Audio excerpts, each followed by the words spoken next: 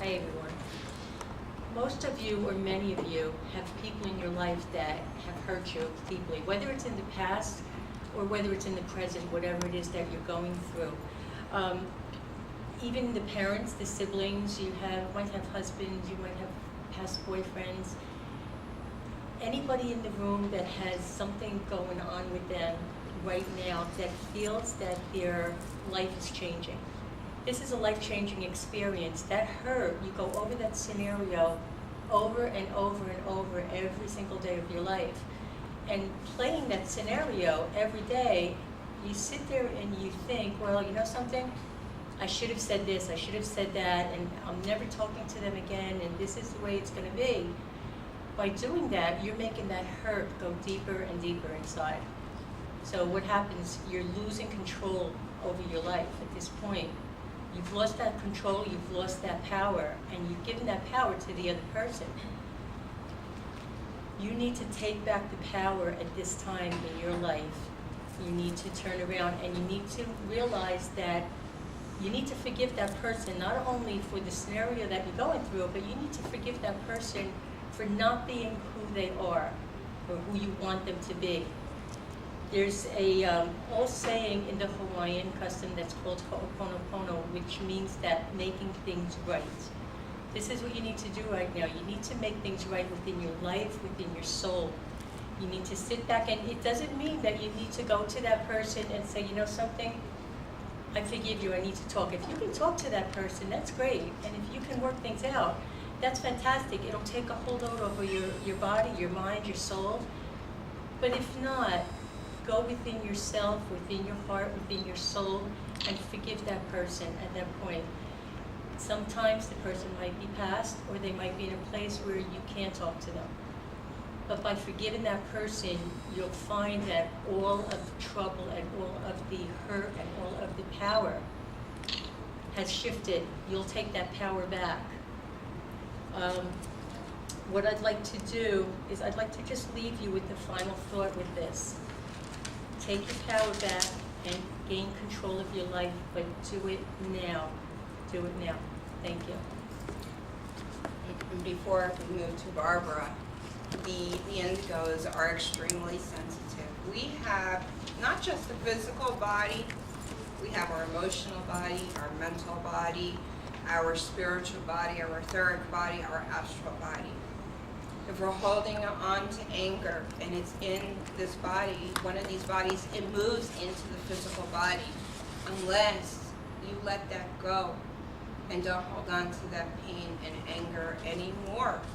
Another thing that the indigos have a sense, and I know because I've lived that life, that if someone hurts me throughout the day and I can't resolve this by the end of the day, I will go to bed thinking about it, and I will wake up thinking about it, and I will play the scenario over and over in my mind. Why didn't I say this? Why didn't I say that? Why didn't I do this? Why didn't I do that? Why couldn't I stand in my power? What is wrong with me? Everyone else has the ability to speak up for themselves. However, I can't. I can tell you that once you raise your vibration and you work on yourself, you gain that power without the emotional charge where you can sit with another person who has an issue and talk it out calmly. And this is where we all need to move into. So if you have hurt and anger within your emotional body, it will move into your physical body. You need to let that go. Barbara. Good afternoon, everyone. I'm really happy to be here. Yesterday I was in New York talking to a similar group with wonderful, wonderful energy about these very same topics. And we see more and more of that, and I'm really happy to be part of trying to help spread this message, actually. There are, as Lisa said, new energies coming in, and they are going to lead to social, political, cultural, economic, and changes in values. And this is going to cause us to move from old, outdated methods of selfishness and greed to the next level of consciousness, which is selflessness, group well-being, and compassion. these new energies are coming in, and our vibrations and our consciousness will be raised. The choice that we have is, are we going to do this the easy way, or are we going to do this the hard way? Whenever new energies come in, it's going to create a conflict with the old energies that exist at the time. And that's going to lead to conflict. It's going to lead to negative reactions from those who are unable to move past the old ways. Evil is not necessarily some dark demonic entity. More often than not, it's ignorance, and more often than that, it's a refusal to let go of that which no longer should exist. And as you say, it's a resistance to accepting what is currently being called for, and this leads to the hard way.